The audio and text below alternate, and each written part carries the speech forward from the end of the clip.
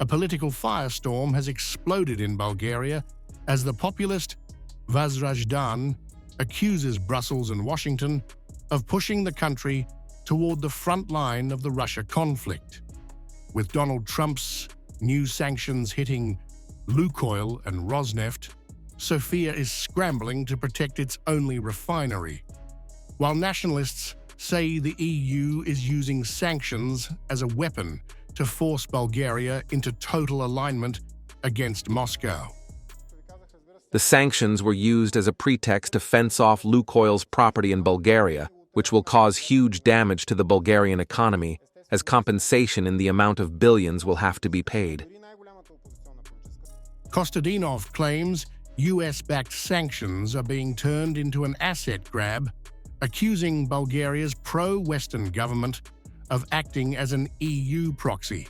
He says Sofia has abandoned national interest and is dragging Bulgaria into a confrontation with Russia that ordinary Bulgarians never asked for. In this situation, the state should have sought contact with the Russian state, and since the authorities will not do such a thing, we have sought contact on our part, and tomorrow our delegation will be leaving for Russia. Vazrazhdane says the two power centers shaping Bulgaria's fate today are not in Sofia, but in Brussels and Washington. Their warning is blunt and explosive.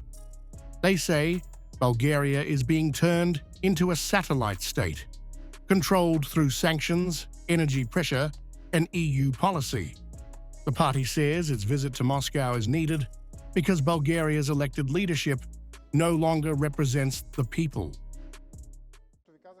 They want to make Bulgaria a second Ukraine, a destroyed, annihilated, dead country. This is something that we at Vazrazhdane will not allow, and something that we will explain clearly and categorically in Moscow. Bulgaria is currently an occupied country, ruled by a puppet government. The anger is not limited to Russia's sanctions. Furious street protests erupted in Sofia as EU Central Bank Chief Christine Lagarde arrived in Bulgaria.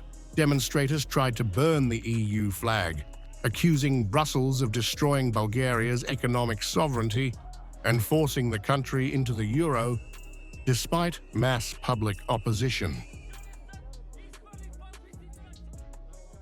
Bulgaria is a country in the process of bankruptcy. Pretty soon we won't be able to pay our debts.